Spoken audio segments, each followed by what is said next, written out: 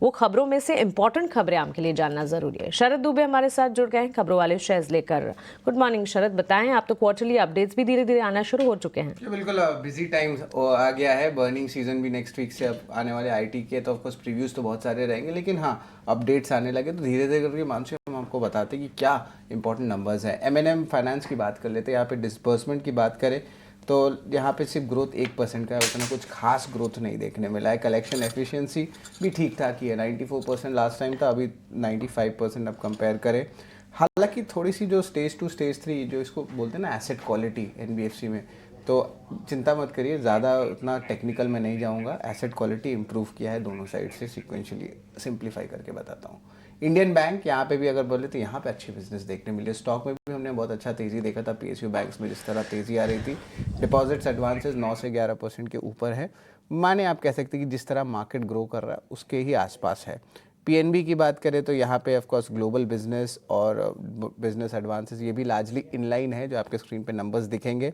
Avenue supermart stock में अच्छी तेज़ी आ रही है, जिस तरह एक्सपेंशन आ रहा है। कल ट्रेडिंग सेशन भी बात करें तो वहाँ पे जो एक अच्छी मोमेंटम शुरुआती स्तर में आपको देखने मिले थे। यहाँ पे स्टैंड अलोन रेवेन्यू में जो है आप कह सकते हैं एक अच्छा उछाल भी देखने मिला है, और कंपनी की कमेंट्री क्या रहेगी उस पर बहुत इंपॉर्टेंट रहेगा एक्सपेंशन को लेकर। नायका की बात करें तो यहाँ पे ऑफकोर्स इनके जो शेयर होल्डर्स हैं यहाँ पे जो लगभग 6 करोड़ शेयर्स की बिकवाली करने वाले हैं, तो उस पर भी नज़र रखेंगे।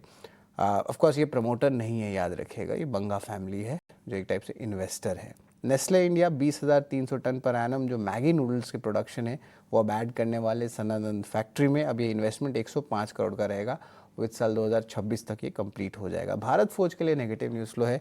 जो नॉर्थ अमेरिका का क्लास 8 ऑर्डर्स होता है ट्रक और ट्रैक्टर्स का, वो सिर्फ 8,900 आया है और डिक्लाइन हुआ है 25% मंथ ऑन मंथ बेसिस पे, तो ये एक जो है सवाल ज़रूर है।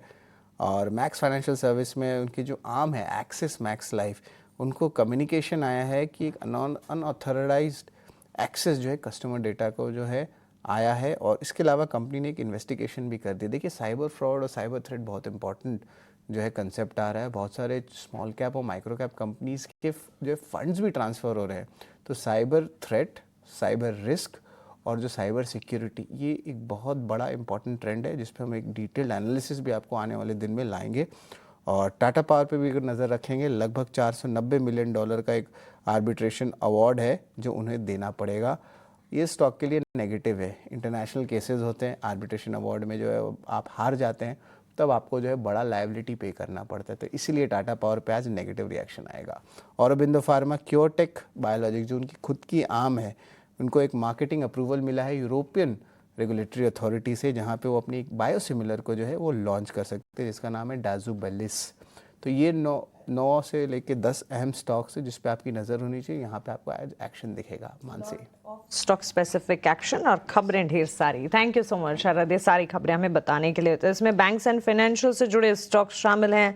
इसके अलावा हम देख रहे हैं एफएमसीजी या स्पेस एंड नेस्ले इंडिया की जो खबर है, मैगी लोग ज़्यादा खा रहे हैं, इस पर विस्तार से आगे बातचीत ज़रूर करेंगे। आगे 8 बजे हम पावर स्टॉक्स भी हैं और फार्मास्यूटिकल इंडेक्स, फार्मास्यूटिकल स्टॉक्स में इन पर्टिकुलर और औरोबिंदो फार्मा पर खबर है, जिसके चलते ये स्टॉक फोकस रेडार पर रहेगा। लेकिन चलिए इसी के साथ यहाँ एक छोटा सा ब्रेक हम ले रहे हैं। ब्रेक के उस पार जब वापस लौटेंगे कमोडिटी मार्केट का अपडेट आपके लिए लेकर आएंगे।